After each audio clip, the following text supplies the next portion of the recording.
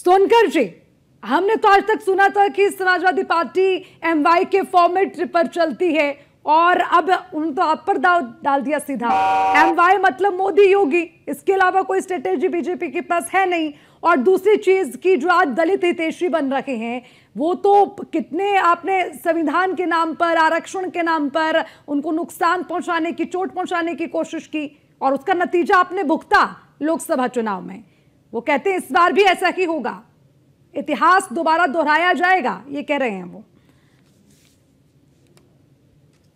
देखिए अर्चना जी, समाजवादी पार्टी का इतिहास क्या है दलित समाज को लेकर के ये हमारे भाई बखूबी जानते होंगे। हाँ।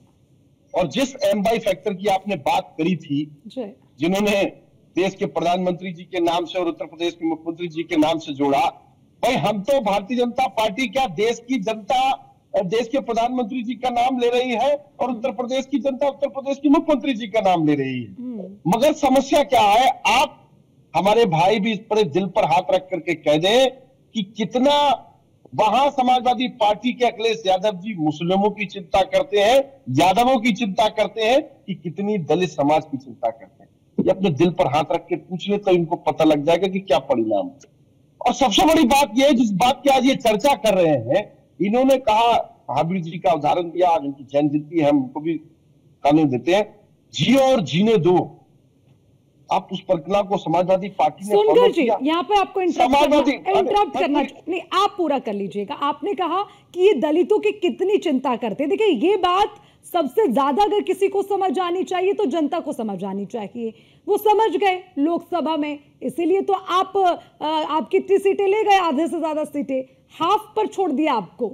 मतलब ये समझाने में कामयाब हो गए कि बीजेपी अगर आप लाते हैं तो आपके संविधान को, आपके आरक्षण को खतरा है। उन्होंने बता दिया वो दलित हितैषी हैं और ये बात जनता को समझ आई। क्या हुआ लोकसभा में सोनकर जी, आप बताइए।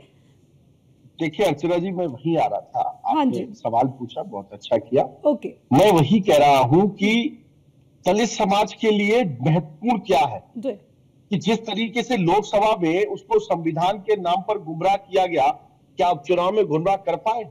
क्या दिल्ली के चुनाव में उपचुनाव गुमराह कर पाए? नहीं कर पाए। जिस तरीके से दलित समाज के लिए क्या महत्वपूर्ण है, मैं खुद एक दलित समाज से बिलोंग करता हूं, दलित समाज के लिए महत्वपूर्ण है या अन्य जनता के लिए महत्वपूर्ण है, उसकी मूलभूत सुविधाएं।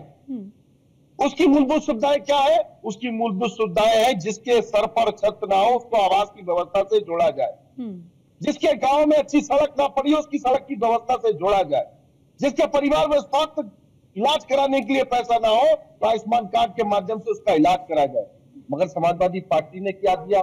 समाजवादी पार्टी वही पार्टी है जो दलित समाज के आरक्षण के प्रमोशन पर रोक लगाने का काम करती है। समाजवादी पार्टी वही है जो दलित समाज के अनुयायी है, जो बाबा साहब जी हैं उनके बाबा साहब के पार्कों को तोड़ने का काम करती है, बाबा साहब के मूर्तियों को तोड़ने का काम करती है। समाजवादी पार्टी क्या करती है?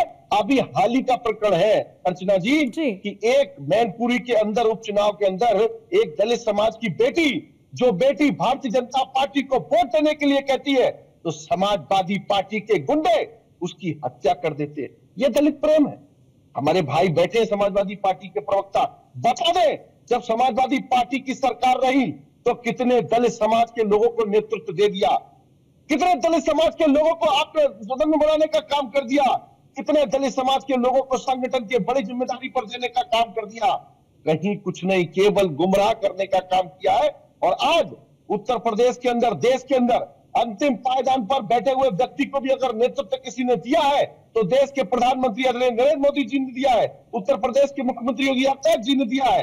जो मूलभूत सुविधाएं हैं उस समाज की जो गरीब तबके की, उन मूलभूत सुविधाओं से जोड़ने का काम अगर किसी ने किया है तो देश के प्रधानमंत्री नरेंद्र मोदी जी ने किया। इसीलिए वही दलित समाज, एक प्रैक्टिकल भी है मेरे सामने अर्चना जी, 10 सेकंड में खत्म करूंगा। जब हमने भी देखा था समाजवादी पार्टी के कार्यकाल में मुजफ्फरनगर के दंगों को, मैं बरेली का रहने वाला हूं, मैंने दंगों को देखा था।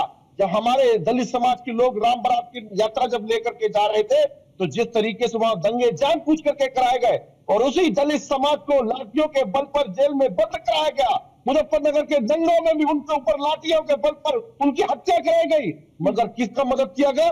मुस्लिम की, किसकी मदद करी गई? यादव की। तब दलित समाज के लिए चिंता नहीं आई।